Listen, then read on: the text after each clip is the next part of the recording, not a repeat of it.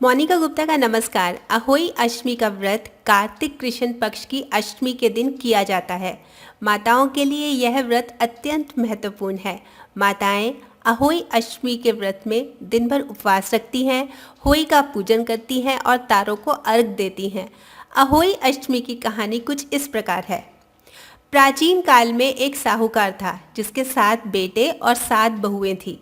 इस साहूकार की एक बेटी भी थी जो कि दीपावली में ससुराल से मायके आई हुई थी। दिवाली पर घर को लीपने के लिए सातों बहुएं मिट्टी लाने जंगल गईं, तो ननंद भी साथ हो ली। साहूकार की बेटी जहां मिट्टी काट रही थी उस स्थान पर साही यानी स्याहू अपने बेटे के साथ रहती थी। मिट्टी काटते हुए गलती से साहूकार की बेटी की खुरपी की चोट से साही का एक बच्चा मर गया। साहू इस पर क्रोधित होकर बोली, मैं तुम्हारी कोख बांधूंगी।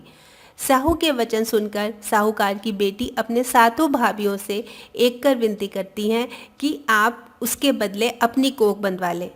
सबसे छोटी भाभी ननंद के बदले अपनी कोख बनवाने के लिए तैयार हो जाती है। इसके बाद छोटी भाभी के जो भी बच्चे होते वो 7 दिन के बाद मर जाते।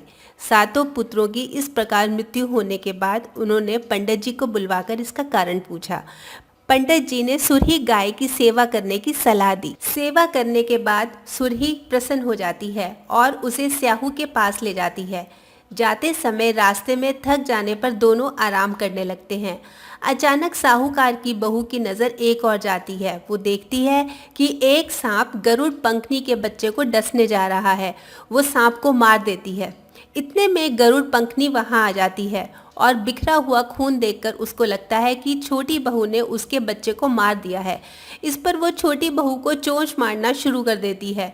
छोटी बहू इस पर कहती है कि उसने तो उसके बच्चे की जान बचाई है। गरुड़ पंखनी इस पर खुश होती है और सुरही सहित उन्हें स्याहू के पास पहुंचा देती है। वहां स्याहू छोटी बहू की सेवा से प्रसन्न होकर उसको 7 पुत्र और 7 बहू होने का आशीर्वाद देती है। स्याहू के आशीर्वाद से छोटी बहू का घर पुत्र और पुत्रवधुओं से हरा भरा हो जाता है।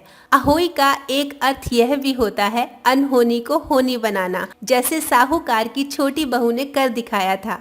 मान्यता ये भी है कि कहानी सुनने के बाद बच्चे थाली में रखे फल, पैसे, मिठाई उठाकर भागते हैं और बच्चों की खिलखिलाहट से घर संसार महकता रहता है। आप सभी को अहोई अष्टमी की हार्दिक शुभकामनाएं।